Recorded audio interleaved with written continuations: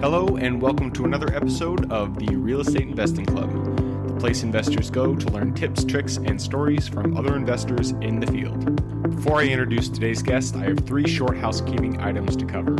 First, if you like our content, the best way to support us is simply to like, subscribe, comment, or share this episode with your friends and family. Second, we are active investors ourselves and are always on the lookout for mobile home, RV, mixed-use commercial, and multifamily properties in MSAs with a population of 100,000 or more. So if you are also an active investor and have something you think we may be interested in, we would love to take a look. Send us the details of the deal at www.therealestateinvestingclub.com. Third, if you are a new investor and would like to learn how to get started or scale your real estate investing business, go to www.therealestateinvestingclub.com to check out our course. So without further ado, let's dive right in. We have a very special guest with us today, so buckle up, grab your pen and paper, and enjoy the ride.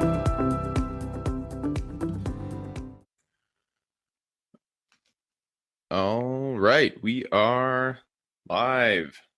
Ryan, thank you very much for joining us. How are you doing today? Awesome. Thanks for having me. Absolutely.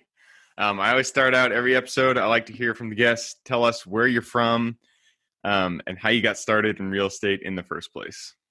Sure. I'm from Charlotte, North Carolina, and I got started in real estate because I absolutely hated being lied to about corporate America. Turns out that work hard in school, you'll go to a good college, and then you'll graduate from a good college, and then you'll have a good job, and then you work really hard at that good job, and then they promote you, and then you retire on the beach somewhere was a lie.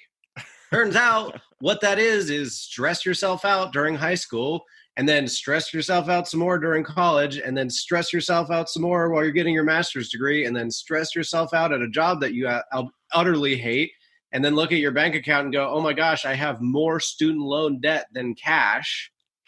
Yeah, that was awful. And long story short, I was like, I need to start my own business. What is it going to be in? And so I looked at over 100 businesses and eventually settled on real estate and more specifically mobile home parks. So that's what I do.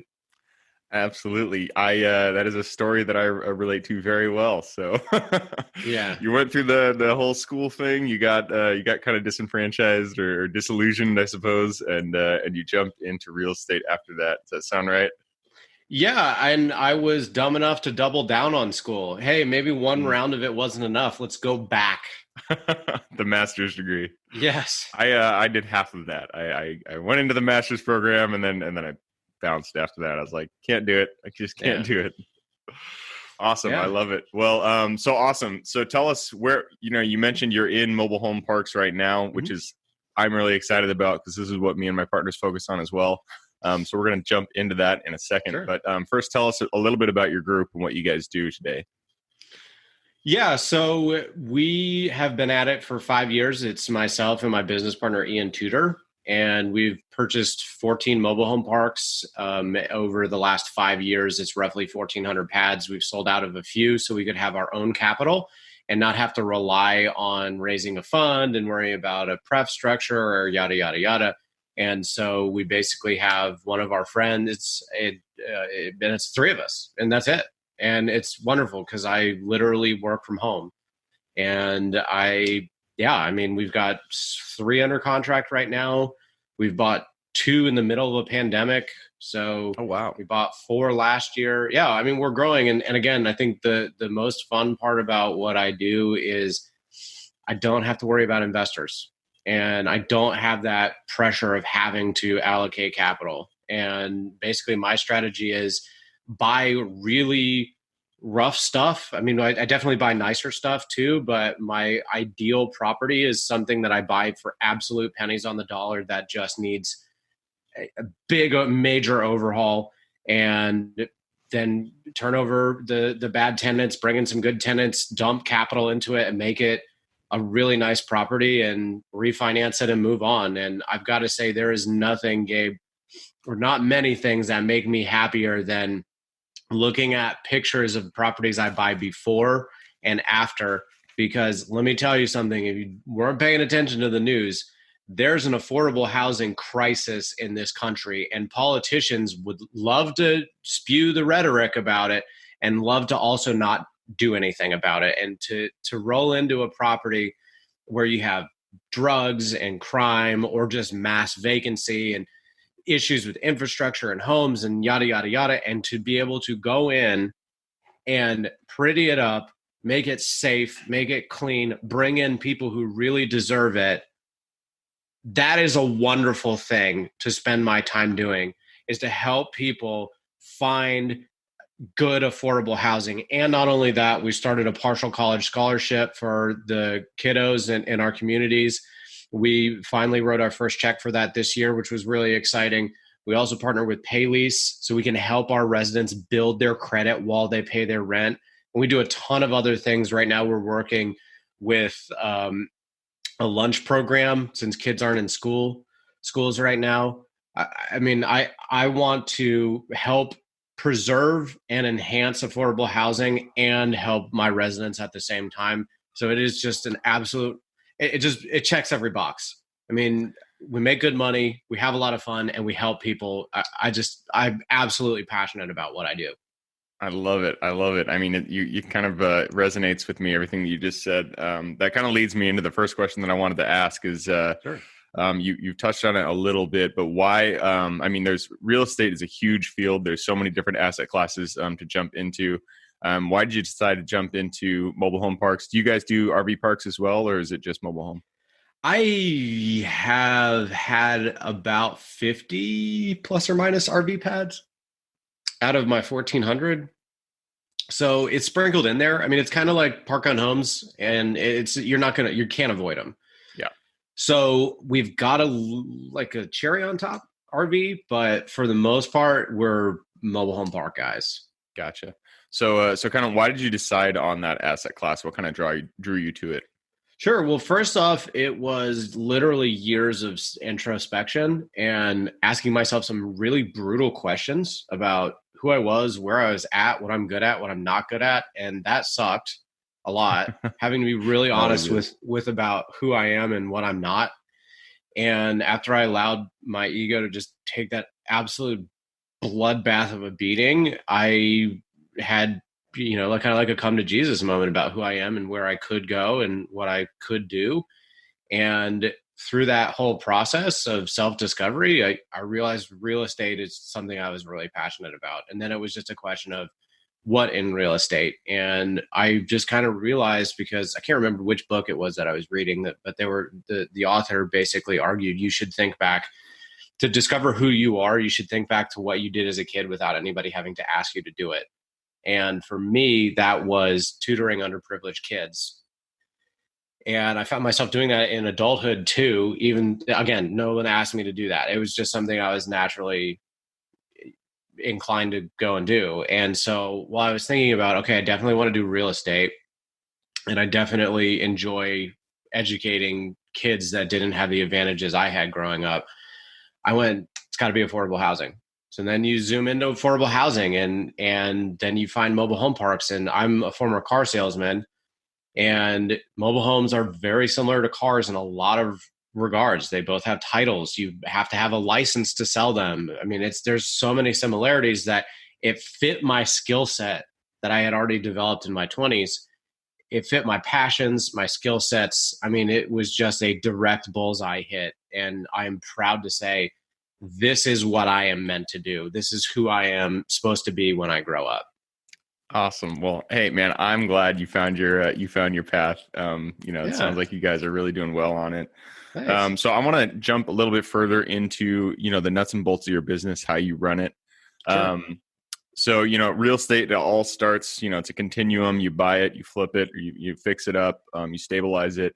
But it starts with finding the property. So kind of tell us, how do you guys go about finding your deals? And what's the most effective way you've found to do that?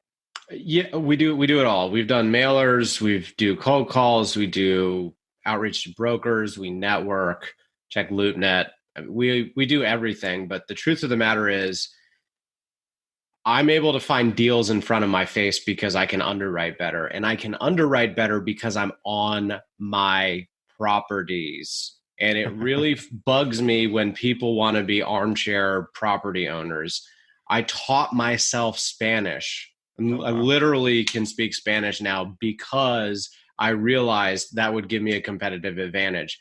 So I spend time talking to my residents. I even spend 14 months every other week living in one of my communities so I could consume the product that I was selling to my residents. And from being on the front lines, from not being afraid to have my life threatened, which I talk about in my podcast, to literally like 2 weeks ago, we had a racist stripper say she was going to burn her trailer down.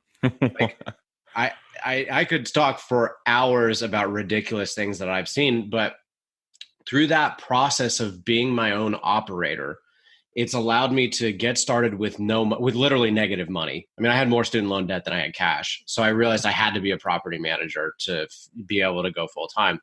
And through that process, I got very efficient at operating. And because I got really efficient operating, that made me a really efficient underwriter. And there are several deals in my portfolio that I could point to and go, yep, everyone knew about that and talked about that, and no one wanted to buy that. And I bought it, and now it's worth 2-3 times what I paid for it, because I now have the skill to like pop the hood, so to speak, and have a look under the engine and be like, oh, this is mostly cosmetic stuff. Or, you know what, if I replace the transmission, this thing will last, X amount of time more. And I can now see value where others can't, because I was willing to do what others weren't willing to do.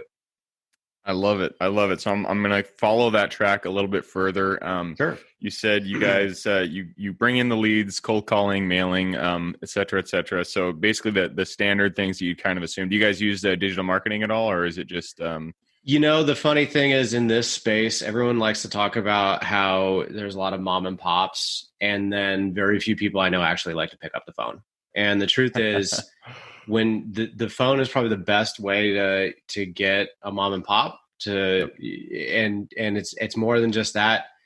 Calling someone up and saying, hey, are you interested in selling your park? No? Okay, bye. Like that. No, I mean, you need to dump years into it. I have a property under contract right now and a massive MSA that took me 3 years to get under contract. Wow. 3 awesome. years. Yeah. So that is how long it can take to get someone to your price and your terms.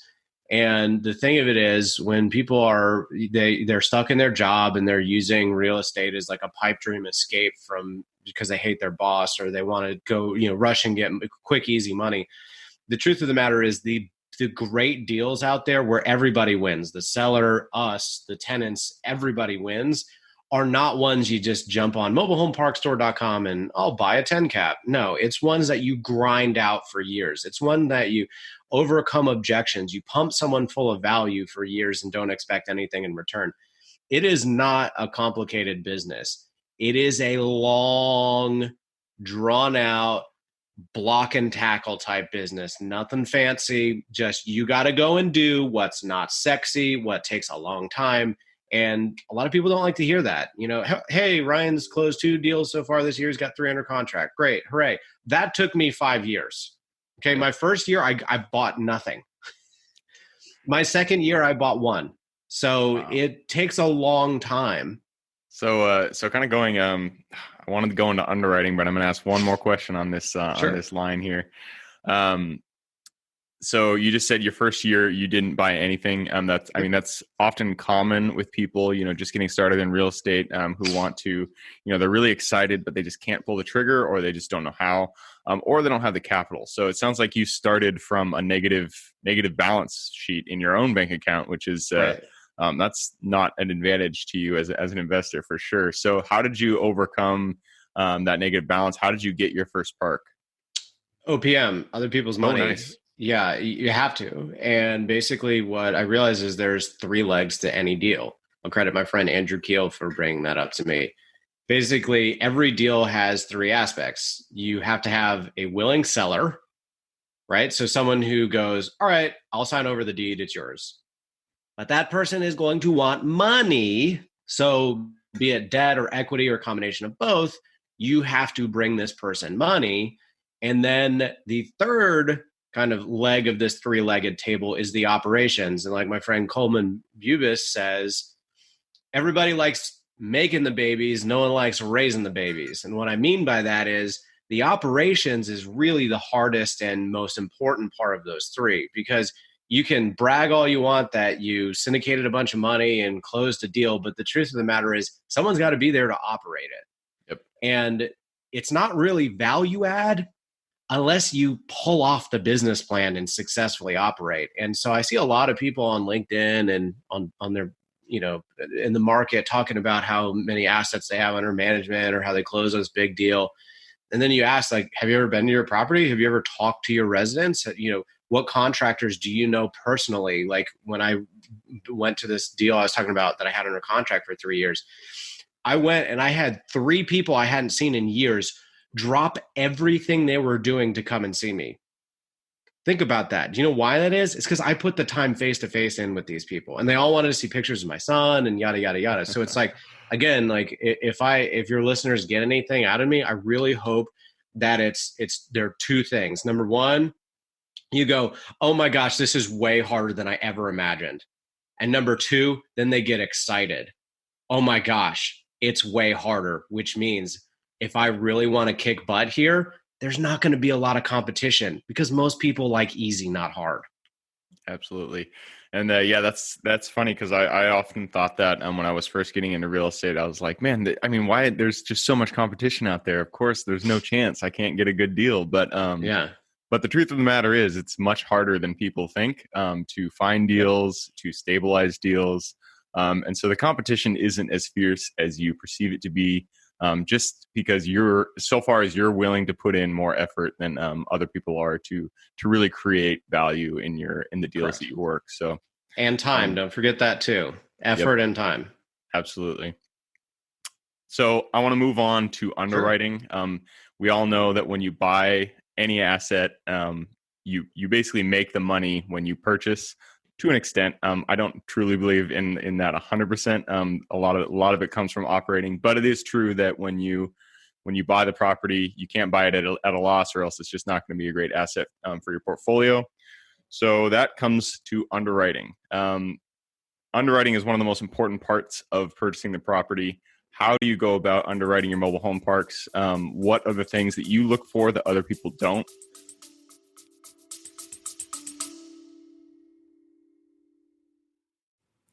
Before we continue on with today's guest, I want to tell you guys about a community I'm launching on School to help investors like yourself grow your own portfolio.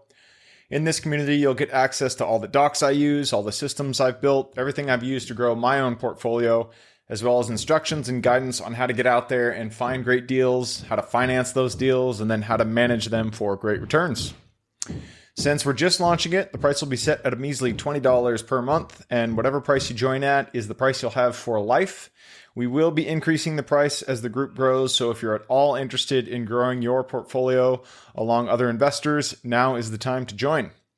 I will put the link somewhere in the bio or on our podcast website at therealestateinvestingclub.com, so if you are interested, head on over there. With that said, let's get back to the podcast.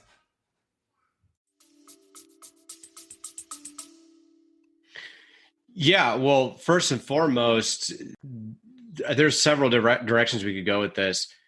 But first and foremost, the number one thing that I don't hear enough people talk about is CapEx, because the silent killer of mobile home parks is CapEx. I mean, we made a mistake on our second property, and I talk about it in my podcast, that cost us $150,000. Wow. And we bought that property for $500,000. So, I mean, you're talking a massive part, like literally 30% of the purchase price we had to turn around and dump right back into it in very short order because we just didn't check the water bills. And we didn't think that the gallons per household was anything to be concerned about. And the truth was we were literally losing money to the ground. It was like over $20,000 a year. You had a leak to the ground that was impossible to find. It took us years to find it. And knock on wood, our water bills for the last 9 months have been completely normal. So yeah, I mean, first and foremost, CapEx for this property I was mentioning earlier that took me 3 years to get. When Ian and I went to it, I literally went to every single lot and documented septic, water lines, and electrical, because it's going to kill you. And another big thing is trees. Trees love to fall, and they love to fall at times you don't want them to fall, and they love to fall on things you don't want them to fall on. And so, yeah, I mean, the sexy part of this business is to talk about how you can buy something for a 6 cap, slap leverage on it, and you hit your 8 pref with a nice margin. And then you raise rents on top of that, and you're hitting, 10 plus cash on cash returns. And where else are you going to do that? Which is really exciting, right? They trade for a little bit higher on a basis point percentage than apartments. And then even better than that, when you're buying stuff in tertiary markets or smaller or hairier stuff, you can get 8 caps and higher, right? So in other words, whereas in apartments, you usually can't pull that off. So in other words, the more quality mobile home parks, they trade and perform very similarly to high-end apartments. But then when you get to the littler stuff, you can really start hitting some nice juicy returns. But again, it all comes back to there's a lot of risk with that. And the biggest risk is CapEx, because if you buy a little 40 lot park and you get a 10 cap and then you slap leverage on it and there's seller carry and you're like, oh my gosh, this is great. And then 6 months down the road, you're dumping $150,000 into it. It changes things. So in other words, for me, I know that's, we can talk anything you want to talk about. If you want to jump into what I look for, IRRs, equity multipliers, whatever, yada, yada, yada, that's important. And we can talk about that. But to me, if you're really, really interested in mobile home parks, the number one thing no one is talking about and no one is really diligent enough around is understanding your infrastructure, because it will absolutely crush you if you're not careful. Awesome. I love that you said that, because we're actually buying a park in George, Washington right now. And there's a single family. Well, there's a sizable amount of CapEx that we're considering putting into the park. And on paper, if you were to buy this park and not consider CapEx, it looks just stellar, just better than you can imagine. But after CapEx, it's a normal purchase. But had we not considered that CapEx, we wouldn't be in the position we're in now. So I want to go a little bit further into that. Before I do, though, I just want you to mention, you have mentioned that you run your own podcast. For those listening and who want to learn a little bit more about your podcast and about mobile home parks, what is the podcast name and how can they find it? MHP IRL, which stands for Mobile Home Parks in Real Life. And I spare no details. I will tell you how to do everything in very specific detail. I realized that when I started off, the only podcasts out there were hyping up the industry.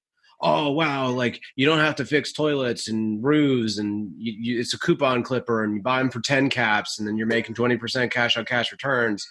And I realized that it sold me on the industry only for me to get started in the industry and go, oh my gosh, this is absolutely not at all what they are talking about. What happens when someone gets evicted and they own their own home and they disappear in the middle of the night with the title? That's going to kill you. What about, so in other words, how do you evict a tenant-owned home?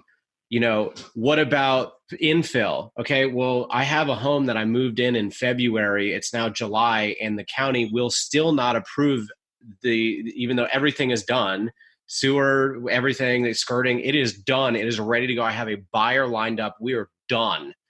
And I think the reason why they're not approving it is because they don't like where I put the numbers of the address on the home, and then they're not telling me on purpose. These are which is ridiculous. But that's dealing with the counties. And then here's another really important thing that almost no one I have ever heard says this. If you are infilling a community, the like selling point of mobile home parks is you have highly sticky tenants that are also highly risky tenants because they're low income, low credit, or no credit, or basically no income. And you're going to expect these people to come en masse who have decent credit, decent income, no vicious animals. It's really hard, and to stick and not move and follow your rules. It is really, really, really hard.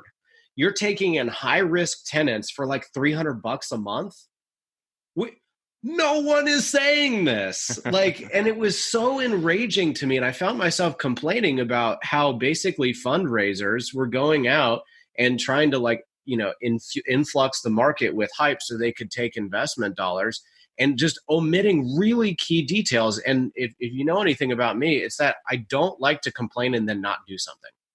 So I'm not selling anything. I'm not raising any money. I am literally just a dude who's angry, and I'm going to go out and help good people who don't want to be slumlords have the tools necessary to be successful. So that's a long sail on my podcast. I spare no details. If you want to buy a mobile home park and you want to know how it really is and how to actually operate it, oh my God, everything I know is right there, and it's all free. I love it. Well, I mean, I'm definitely going to have to check it out myself. So if everybody listening, watching, if you guys want to learn a little bit more about mobile home parks, the operations, the acquisitions, check out MHP IRL. It's Ryan's podcast. You'll get more of this goodness that he's sharing right here on our show. Moving on, though. So we were just talking about underwriting. So you mentioned, CapEx is a huge thing when you're talking about underwriting. And you also mentioned sewer, electrical, and water are the big things to be looking at. What else? What other things do you look at when you're doing your underwriting that really have an effect on the future value of the property? Right. So don't forget trees. Trees are killers too. Trees. And to me, what I'm doing underwriting first and foremost is I like to do a quick back of the napkin math. I like to see what I think best case scenario it's going to be in 3 to 5 years and what it is performing today. And then I look at that difference and I go, is that worth it? Yeah. And you guys, on that note, do you guys go into it, say there's maybe, a half an acre that's empty on the lot? Do you go into it looking to add new pads to your park, or is it always just as is? No, if it's not good enough without me dumping a bunch of capital into it, I'm not interested. So to me, it's just, I know a lot of people are excited to develop out pads and bring in new stuff. And a gentleman that owns a community literally adjacent to mine, it's like 18 lots next to my 68 lot community. And he's spent possibly as much as I have on mine for a fraction of his. And I think he's in a spot where he's probably not ever going to sell it, because he's going to need to break even. He's going to need to exit for like 40,000 a pad. And you're not going to get that on 18 lots. I mean, I will credit him. He makes my community look great because he's also made it look pretty like mine. Yep.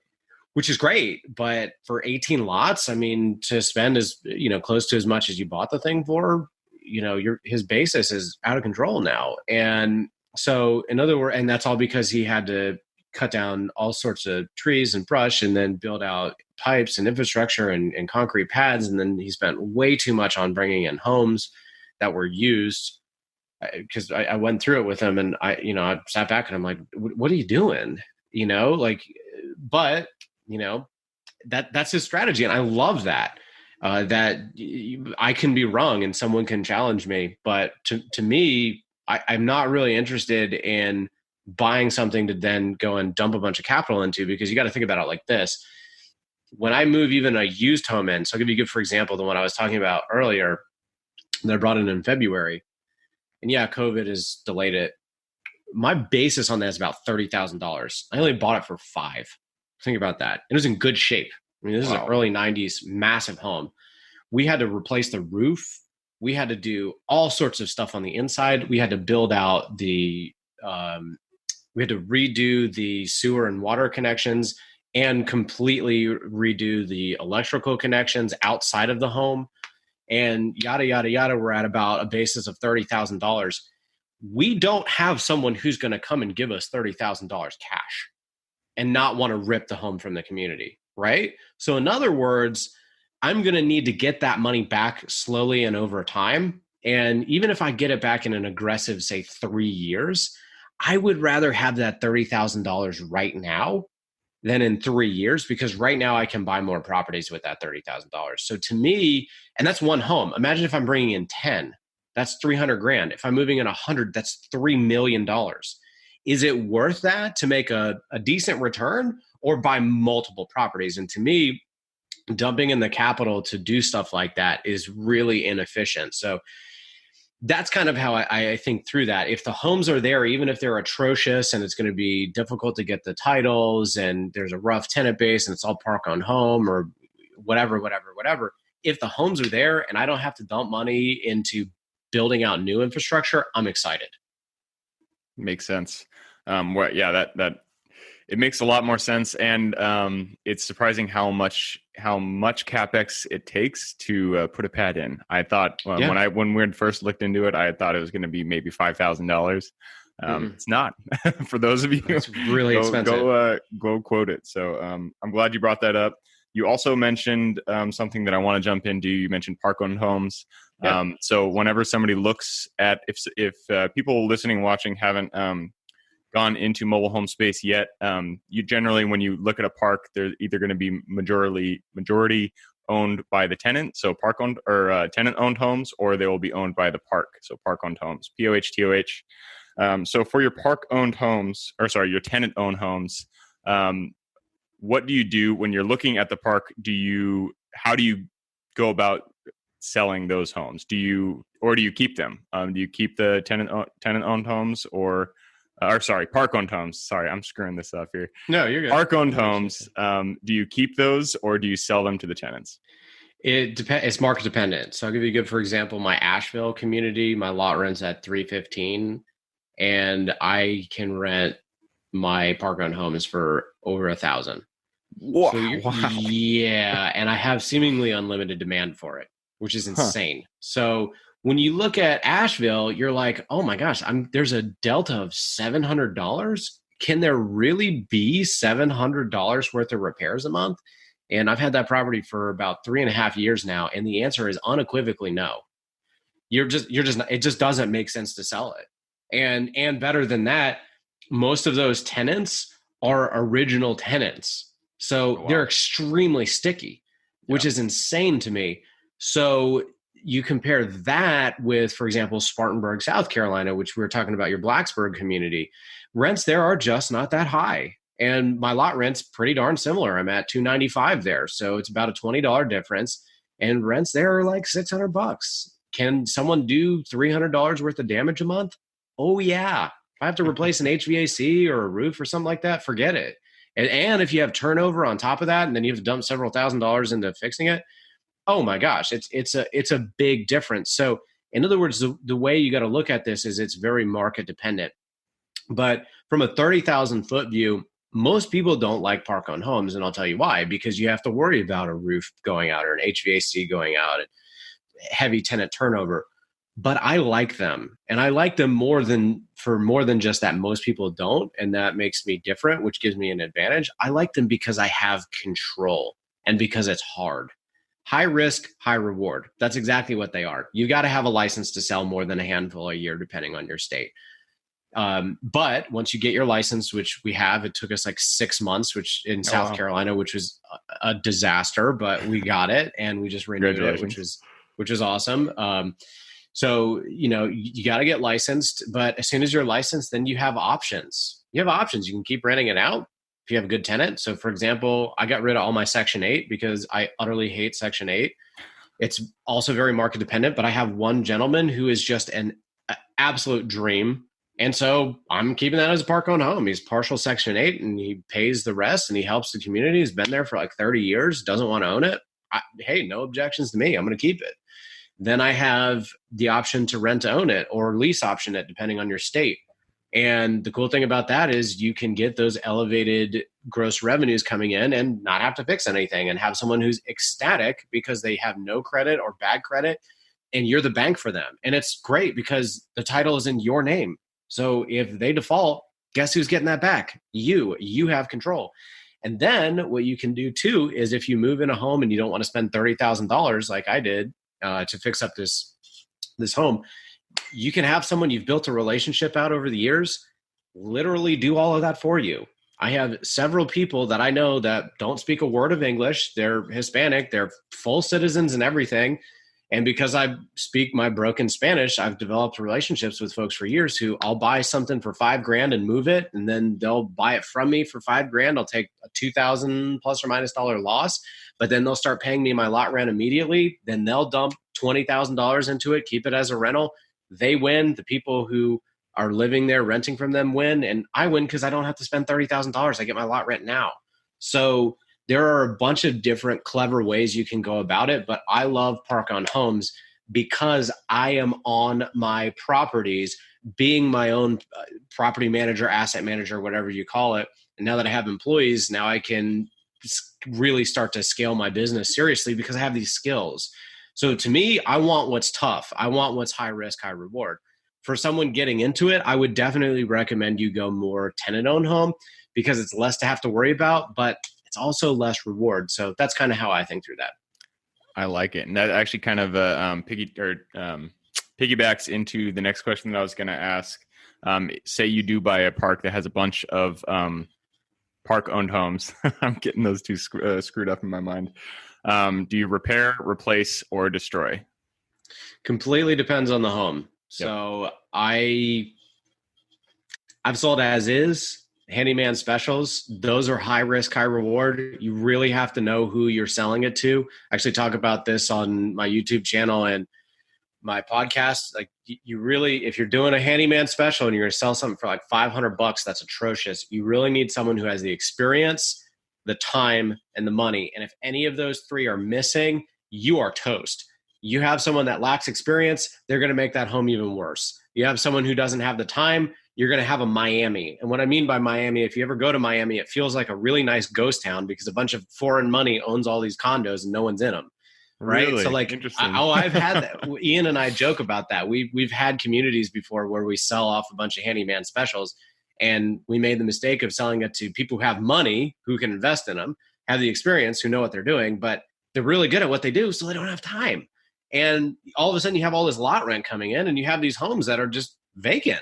Yeah. And it's a really eerie feeling. And so you have to be able to find someone who meets those three things. And then obviously follows your rules and yada, yada, yada. So it's really, really hard to do that, but that's an option you have. Now, the other thing you can do, like you mentioned, is literally fix it and flip it. And again, the issue with fixing and flipping is most people aren't going to pay you cash because they have no credit or bad credit or not much income or not much cash. That's why they need affordable housing, because they don't have money or credit or both.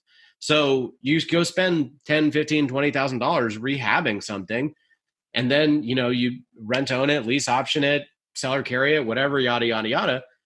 You don't get that money back for several years, and they may move out, and then you got to do the whole process all over again. So that's also pretty risky, but I've done it plenty of times and it works. Or just replace it.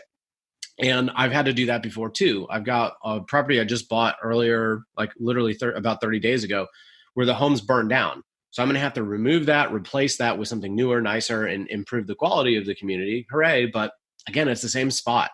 I'm going to have to dump $30,000 plus to get it there, get it fixed up. I mean, it's, again, another question of where's my capital best spent? And I'm a firm believer that your capital is best spent buying properties, not bringing in new homes. I couldn't agree more. I like that you ended on that one. Ryan, unfortunately, you've given us so much awesome wisdom so far. Unfortunately, we are towards the end of the show. I try to keep it around 30 minutes, but I'm less successful. Definitely not successful in this period. But I have a few closing questions that I want to ask. Something that I ask everybody that comes on the show. We all know that real estate, it's a roller coaster. You got your ups, you got your downs. And we all get to experience both of them. So take us to one of the down periods. You're at the top right now. Take us to where the trough of your life, of your real estate career, and tell us the number one lesson that you took from that experience. I could talk for hours about this, but I already mentioned the $150,000 kick in the face that I got. That was on my second property. Oof. And we were doing that with our third leg of our Archimedes Group, and I picked the right JV partner because we called him up, we explained the situation, he didn't flinch, he was like, okay, where do I wire the money? Let's get it done. So that was really scary because I had no money. I invested all the money I made on my first deal and my second one pretty much, and I had like no money left over, and it was really, really scary, and I had no deals under contract and nothing working, and I felt like I was getting absolutely nowhere, which is debilitating. Yep. And on top of that, I have to ask someone for a whole bunch of money. So that was definitely a low point. Gotcha. What was the lesson you learned from that one? Partner with the right people, because if he was not a total rock star, even if he was like an average or even above average investor, I probably would have had my face chewed off. And so that would have made a bad situation even worse. And I have recourse debt on that deal. So if we had gone belly up, all of us would have had to, it could have possibly gone bankrupt. So recourse debt is a real thing, and it's really scary when things don't go right. But if you partner with the right people, you can be adults and get through really tough situations. So absolutely partner with the right people. Absolutely. Finding good partners is, it's gold in this industry, in any industry, to be honest. But you really got to make sure that you're in bed with the right people, because partnerships are almost like a marriage. You're with each other for the long haul. You got to be able to trust the other person. So I love that you said that, and I love that you did find the right person in that situation. So moving on, you've been in this for 5 years. You've had your ups, you've had your downs. But you are doing really well right now. So congratulations. Thanks. If you were to go back to the Ryan who started, 5 years ago, no experience, didn't really know what he was getting into, and give that Ryan one piece of advice, what would it be? Don't stop what you're doing. I mean, what I did worked. Let me change it. Do more of what you're doing. Maybe it'll go a little bit faster. I mean, honestly, I focus my time on learning, networking, self-assessing, understanding who I am, and preparing to sacrifice, because I quit a lucrative job to literally move into a mobile home. And I lived in that mobile home, like I said, every other week for 14 months, making less than half of what I was making and having no 401k, no benefits.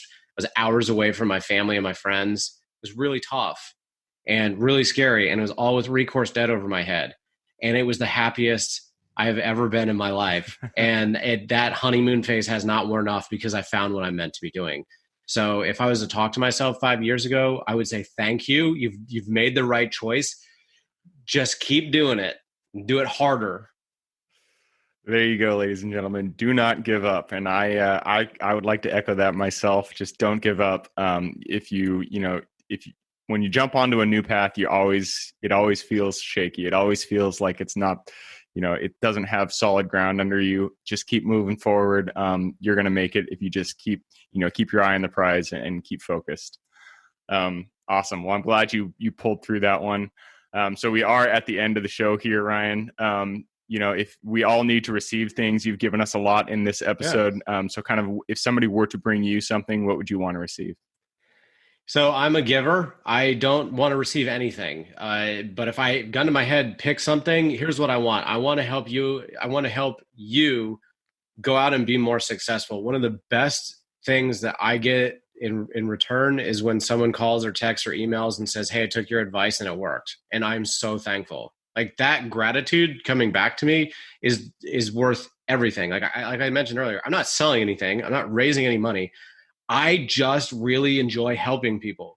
And if you are listening to this and you realize, hey, this dude is raising money on his podcast, so maybe he's a little biased. I really, truly want to start this mobile home business or any real estate business. And I just need someone to give me some real talk. Like, what is it really going to take? That's me. And I don't need anything from you. Just drop me a line when it works. Like, that's it. Go out and help people. I really want to be an inspiration for others to chase their own dreams, to get out of jobs that they feel stuck in, and to go out and make the world a better place because they were there. And if you don't give me anything, I don't care. I'm so happy to help you. I love it. Well, thank you for that, Ryan. If somebody did want to get in contact with you, what would be the best way for them to do that? Easiest thing to do is LinkedIn. Like, my favorite rapper, Tupac, says, I ain't hard to find. Literally, I'm the only Ryan Narus I believe in the world. It's Narus, N like Nancy. You Google that and LinkedIn, and my LinkedIn is right there. You can drop me a line there. My website should be like the second thing that comes up on Google. You can email me directly from my website right there, archimedesgrp.com. Come find me. I would love to talk to you. And I don't care if you are worth $1 billion or worth negative $1 billion or anywhere in between. I don't care who you are. I would love to help you, and I don't need a thing in return.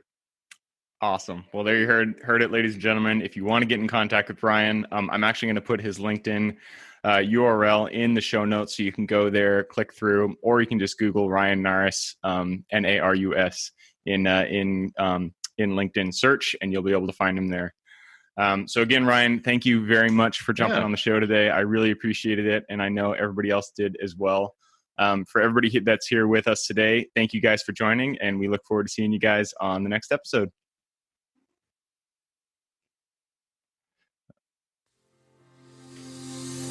Thank you for joining us on the Real Estate Investing Club. If you feel we provided value, we would appreciate it if you hit that thumbs up, share it with your friends online, whatever it may be. If you'd like to share or partner with us on an investment deal, we are always looking for quality projects. Go to www.therealestateinvestingclub.com to get in contact with one of our partners. Otherwise, I hope you guys have an absolutely fantastic day, and I look forward to seeing you on the next episode. All right, before I officially sign off, I have a quick announcement to make. If you're interested in becoming a passive investor in one of my deals, my own company, Kaizen Properties, is looking for capital partners for our upcoming projects. We invest in what are known as recession-resistant assets, mainly self-storage facilities, mobile home and RV parks, and industrial properties.